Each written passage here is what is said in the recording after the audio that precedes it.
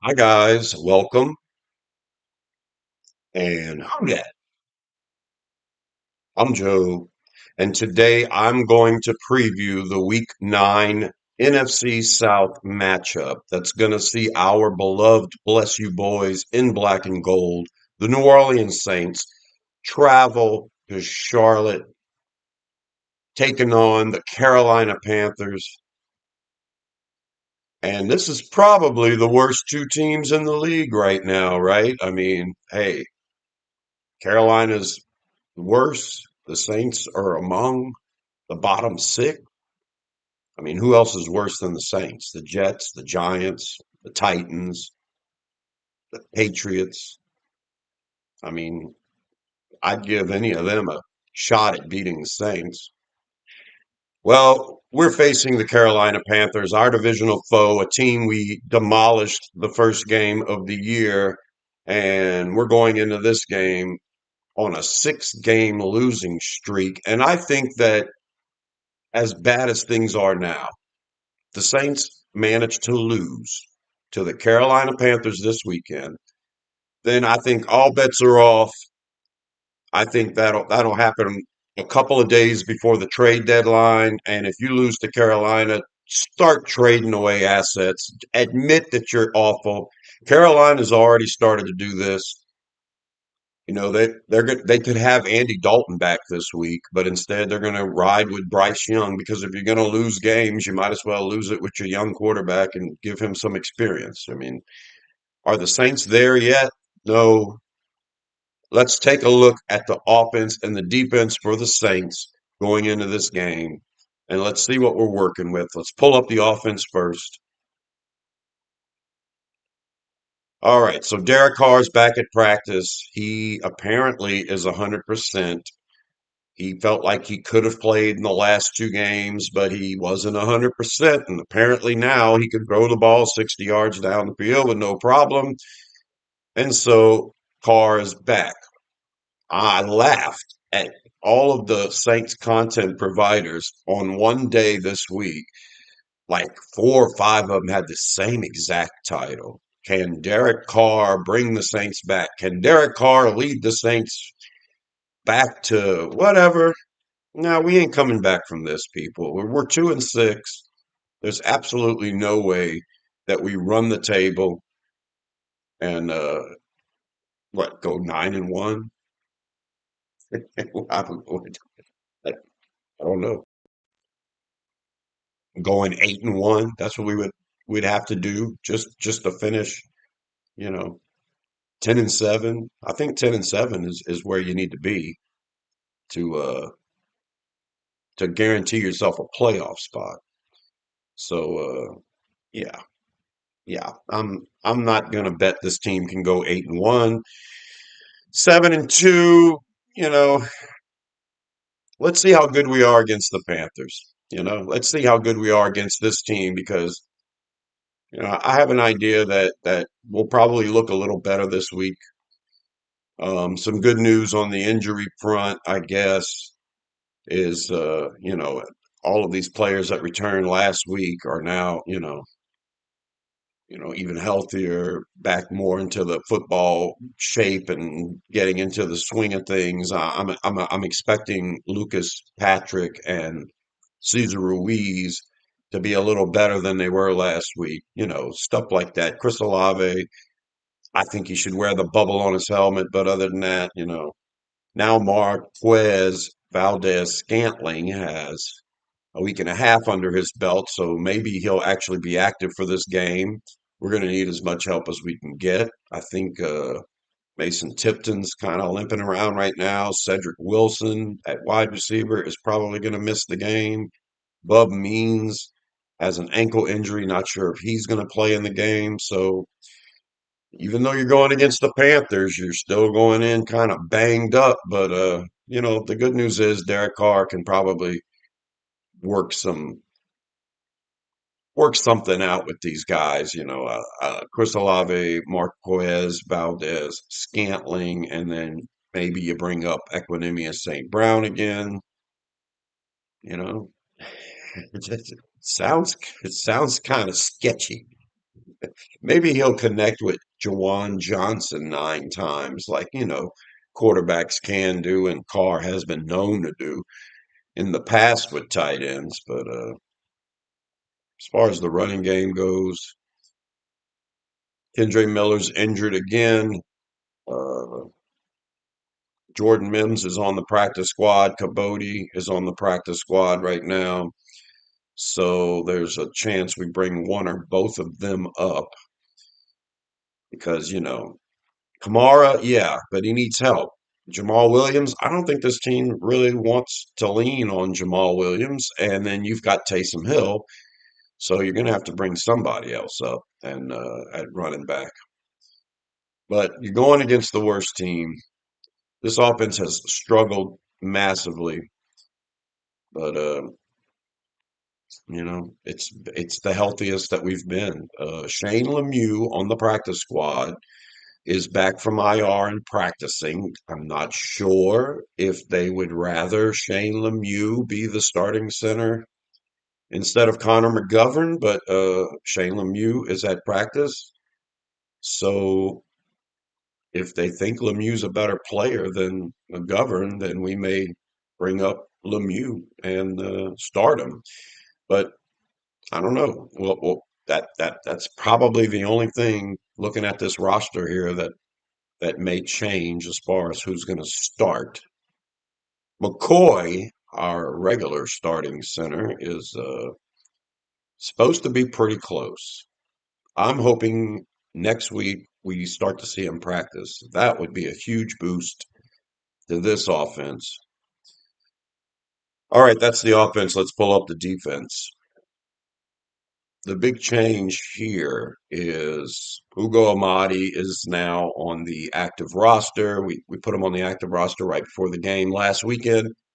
This is a interesting move because Jonathan Abram had been elevated and was playing safety, and we had a chance after the standard elevations ran out for Abram to put him on the active roster permanently, but instead we cut Abram from the practice squad, and now we've got Amadi on the active roster. So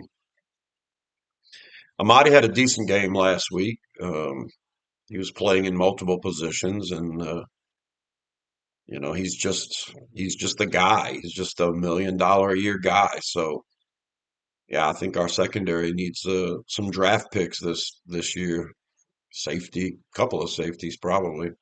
Some more depth at cornerback. I don't think we're going to re-sign a Debo. I'm not sure if we're going to trade Lattimore. Lattimore is dealing with another hamstring injury, so our starting cornerbacks this weekend will probably be Alante Taylor and Kool-Aid McKinstry. If they want to put Taylor at nickel for the nickel packages, then you'll have Rico Payton on the outside. But Rico Payton is dealing with an injury right now as well. Saints will likely bring up someone from the practice squad. I'm not sure if we still have Shemar Jean Charles on the practice squad or not, but we're going to have to do something here at cornerback. Luckily, the Panthers are trading away their best wide receiver, and Adam Thielen is 80 something years old, and so it'll be tough, but I think we'll match up okay.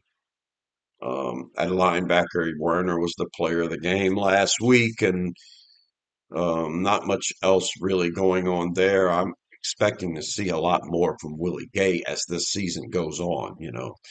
I was hoping Willie Gay would be an impact player. Hasn't really happened yet. Another move that could be made on this roster is the return of Nephi Sewell. He is back from IR and practicing. Now he's got that 3-week window that has been opened. Uh, and after that he'll be cut complete, or he'll be on IR and unable to play for the rest of the year if we don't elevate him to the active roster within the next 3 weeks. Nephi Sewell. So if Nephi Sewell gets brought up, then yeah, you're talking about maybe putting Ford on the active roster, a fifth round draft pick this year for us. I mean, putting him on the practice squad. So, something to keep an eye on. And the defensive line, Saunders is healthy now. So, Ridgeway's been getting a lot of play. He's probably been starting ahead of Boyd lately. And at defensive end, it's man, I wish we would get more production. I think our defensive line played well last week, but yeah, we need them to play a lot better if this defense is going to be better. You're good against the run this past week from time to time, so yeah, hopefully we'll trend in that direction. If you're wanting the Saints to win, and that right there is your defense. As far as the game goes, like I said, Carolina, they're 1-7, so they're in sell mode. They traded their number one receiver, who they just acquired this year, and other people are on the trading block. National outlets saying this, and then you get Andy Dalton back from his thumb injury and practicing fully this week, but they're still going to start Bryce Young. Now that to me tells me everything I need to know. You have a better chance of winning games with Andy Dalton. So to start Bryce Young, it's like a crash and burn, crash course, right? We're going to see if this guy can get any better, but you're not really expecting to win.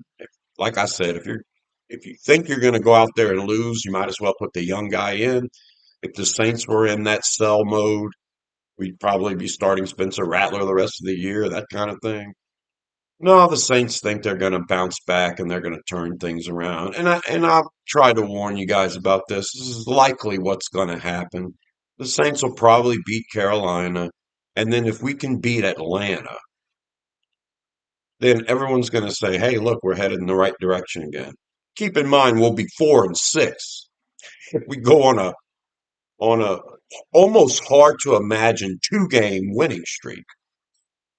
We'll be 4-6. Man, if we go on a 4-game winning streak, we might be 500. I'm telling you, it's goofy. Could it happen? I don't know. I don't know. It's possible. I think when Eric McCoy comes back, anything's possible at that point. I mean, I think we're lacking at wide receiver right now. Our tight ends are not doing enough for me to think that this offense has enough punch. But if you're running the ball well and you can play action and motion out of that, and our offense is clicking like it was the first 2 weeks of the year, you know, then it's because the system's helping these players achieve. And I was never sold on Rashid Shaheed being a true number two wide receiver. It's really hard to call Olave a number one right now. But like I said, the system helps, and you can elevate the play. If the play of the quarterback's a little better, he can elevate the play of these other players. And so, maybe somebody else rises to the top. Right now, we're suffering at wide receiver, though. So Marquez is going to have to give us something this week because there's no Rashid for the rest of the year. Bub Means is hurt right now. Mason Tipton's limping around right now. Cedric Wilson's hurt right now. So, yeah, you got Derek Carr back. You, your weapons, it's all going to have to work. Everyone's going to have to help the other one for this team to be good. Now, to be good enough to beat the Panthers, yeah, probably. We can probably still do it. The Panthers are awful against the run. They don't have Derek Brown. He's out. So uh, they have a very questionable coach. His decisions, now the Panthers could play out of their minds. This could be a very competitive game. Probably will be. NFC South matchup. But yeah, it seems like while the Saints still have hope, the Panthers don't. And if that's reflective on the play of the players, then it'll become evident during the game. Who do I think's going to win? This is hard to do. I'm picking the Saints, and I'm going to go Saints 27, Panthers 17. Part of me thinks that Derek Carr is going to have a really good game. The lack of weapons is it's got me pumping the brakes on thinking that he can have this 4 touchdown kind of game. If Derek Carr throws for 3 or 4 touchdowns in this game after he's been hurt for 3 weeks, the national media, much less us Saints fans, are going to notice. Okay, especially with no wide receivers running around. You ain't gonna be able to use the excuse of injuries if the offense produces in this game. Everyone will say it's because it's Carolina. Look, we got Atlanta after that, so I assume we beat Carolina, and then we'll take it from there. But for those of you who think the Saints are going to be sellers and crash and burn and change everything right now, I don't think it happens. If you lose to Carolina, it should happen. I think just to be taken seriously as a front office, you would have to do something after losing to Carolina. But like I said, there's a thin line. You replace your head coach with some interim, and then what? You end up winning out, and that becomes your new head coach. I mean, do you really think a change is going to change the outcome of the team? If you're trying to tank and you fire your head coach and put somebody in there, I think you have a pretty good chance of tanking with Dennis Allen. So there's the thin line. You keep Dennis Allen in the rest of the year, we end up winning 4 out of 5 or something like that, like we have been in the last couple of years, just to make our draft pick worse, put us in the middle of the pack, and have people in the front office telling you we're going in the right direction. That's just what I assume is going to eventually happen. You lose to Carolina. I seriously doubt Loomis fires Dennis Allen midseason. He should, if he wants to be taken seriously as a GM. And he should immediately start talking about how they're going to completely change the the culture, the coaching staff, the direction, whatever. I mean, I would like for Mickey Loomis to be looking for a job and us to change the front office direction, but Benson's not going to do that. She's not going to bring in some foreigner and have them affect the family, right? So I hope somebody can get get to Mickey Loomis in his brain, get through his thick skull to have him look at things different. Because right now this front office functions unlike most other front offices in the league. They're worried about is making money, staying the course, and they always think they're 1 or 2 players away. And all these excuses that they have. When you're a general manager, you have to give excuses. You can't just come out and say, yeah, our players suck right now, our coaches suck. I'm pretty sure that if we keep losing, we're going to fire Dennis Allen at the end of the year. You can't come out and say that to appease the fans. You just can't. You have to be politically correct and you have to say, oh, I think we're going in the right direction. And then, at the end of the year, you fire Dennis Allen and shock all of us like you did Pete Carmichael last year. But yeah, as far as what Mickey Loomis says, you just can't really listen to it. As a matter of fact, he should just quit talking altogether because when he does, he just pisses everyone off. And what can the guy say, honestly? What can Gail Benson say if she's interviewed? She's going to say exactly what a version of what Loomis would say. Well, it's the injuries. I think we're moving in the right direction. I have trust in Loomis and Lauscha and okay, whatever. So, yeah, don't expect anything to change midseason. And expect us to beat the Panthers.